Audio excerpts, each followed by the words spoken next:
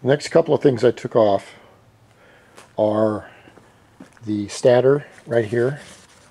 When you get the stator off, it takes 2 bolts right here, another 2 here.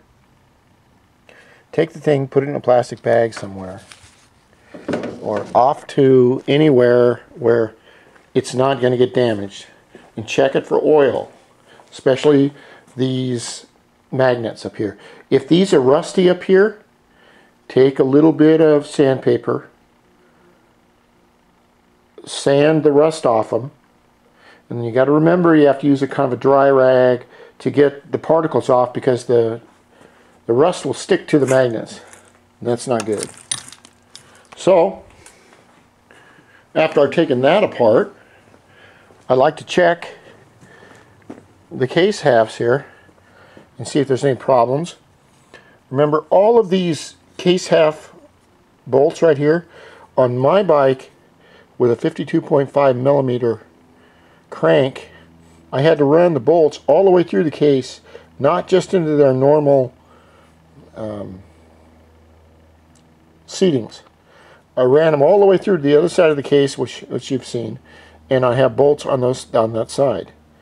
But I want to check on my seals in here, see if there's any kind of oil. If there is any kind of oil on the seal or coming through, what that basically means is your crank is out of alignment, just by a little tiny bit, because it's wobbling just a little bit side to side, and it's making the opening a little bit bigger.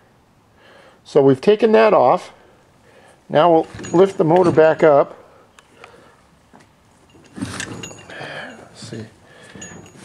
Let's see if I can turn this around and show you the bolts.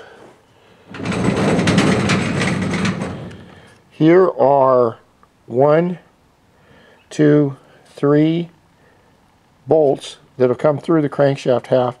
I don't know, it's a little bit too oily in there for me.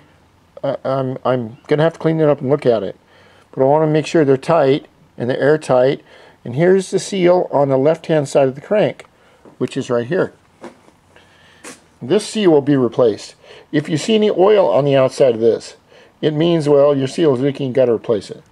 It's a little bit of a trick to get those off, but we'll do that. Next two things I'm going to pull are the head. We'll pull it straight off right here, or right here. And I'll take off the reed valve. That's the next thing. Okay.